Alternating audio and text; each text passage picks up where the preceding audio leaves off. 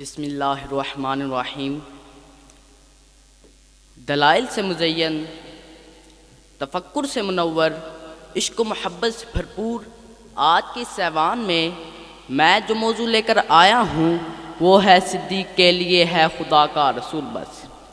کرسی عدالت پر متمکن و منصفین اکرام، امام الصادقین، سید المتقین، افضل البشر بعد الانبیاء، سرچشمہ مہر و وفا، محبوب بارگاہ رسول، ثانی اثنین، تاجدار صداقت، پیکر تسلیم و رضا،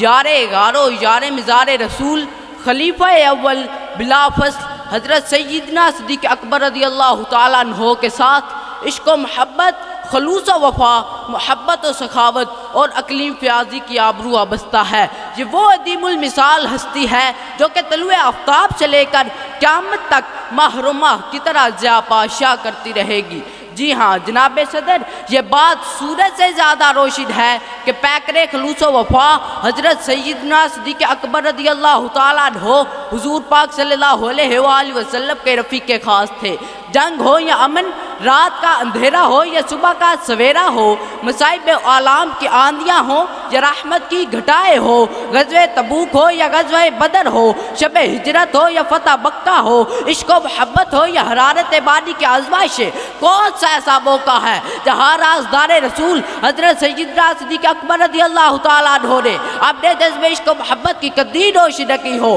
بلکہ اس رازدار رسول حضرت سیدنا صدیق اکبر رضی اللہ تعالیٰ عنہ نے اپنی دوستی، ربط و تعلق اور محبت کا آغاز اس وقت سے قائم کیا تھا جب کبھی سلسلہ وحی کی ابتدا بھی نہ ہوئی تھی، جہاں نثار رسالت امام حضرت سیدنا صدیق اکبر رضی اللہ تعالیٰ عنہ نے اعلان نبوت کے فوراً بعد حلقہ اسلام میں داخل ہو کر یہ اعلان کیا کہ صدیق کے لیے ہے خدا کا رسول بس۔ تاجدار صداقت حضرت سیدنا صدیق اکبر رضی اللہ تعالیٰ عنہ نے غار ثور میں زریلے صاحب سے ڈسوا کر جانے کائنات کی خاطر اپنے جسم تک کو حرکت تک نہ دینا یہ اعلان کر رہا ہے کہ صدیق کے لیے ہے خدا کا رسول بس۔ تاجدار صداقت حضرت سیدنا صدیق اکبر رضی اللہ تعالیٰ عنہ نے غریب غلاموں کو خرید کر حضور کی غلامی کا توق ان کے زیب گلوہ کردہ یہ درس دے رہا ہے کہ صدیق کے لیے ہے خدا کا رسول بس۔ تاجدار صداقت حضرت سیدنا صدیق اکبر رضی اللہ تعالیٰ عنہ کا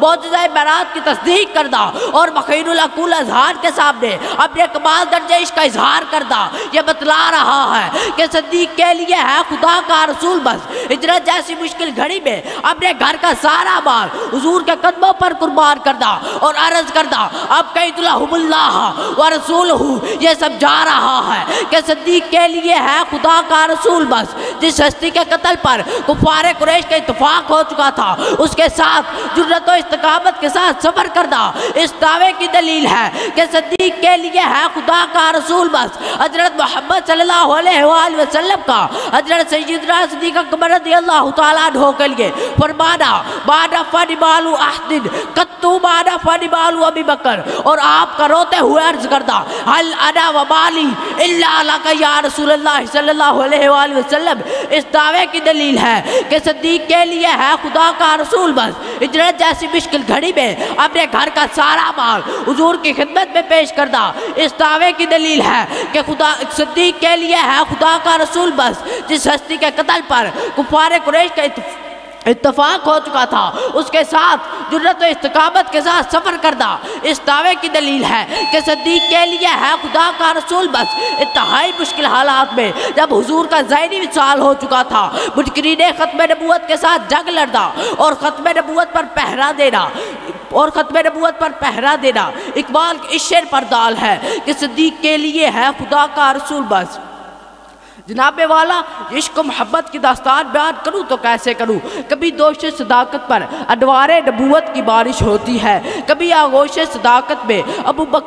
کبھی آغوش صداقت میں رسول خدا سے رکھ کر راہ فرماتے ہیں، کبھی تین آتے غار ثور میں گزرنے کے بعد پہچان مشکل ہو رہی ہے۔ ان تمام دل سوز محبتوں کو دیکھ کر جو کلمہ ورد زبان بنتا ہے وہ یہی ہے، پروان کو چراغ ہے بلبل کو پھول بس، پروان کو چراغ ہے بلبل کو پھول بس، صدیق کے لیے ہے خدا کا رسول بس۔ والسلام۔